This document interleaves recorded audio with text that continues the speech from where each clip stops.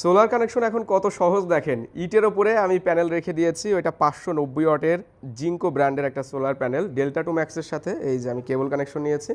আমাদের এখানে আরও একটি সোলার প্যানেল রয়েছে, আমি জাস্ট টেস্ট করার জন্য একটার কানেকশন দিলাম।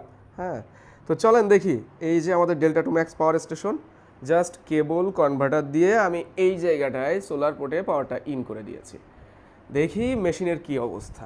রোদ যদিও মোটামুটি ভালোই আছে, দেখেন আমরা এখানে 418 ওয়াট পর্যন্ত ইন পাচ্ছি। আমি 490 দেখেছিলাম যখন রোদ বেশি ছিল। লোডে যাচ্ছে 273, 55 এরকম ওয়াট লোডে যাচ্ছে এবং ব্যাটারিতে চার্জ হচ্ছে। তো এই যে সোলার থেকে পাওয়ারটা পাচ্ছি সেটা দিয়ে ব্যাটারি চার্জ হচ্ছে, সেখান থেকে লোডে যাচ্ছে। তবে আমি দেখতে চাই ব্যাটারি ফুল হওয়ার পরে সে সোলার থেকে পাওয়ার নিতে পারে কিনা, মানে ডিরেক্ট লোডে দিতে পারে কিনা।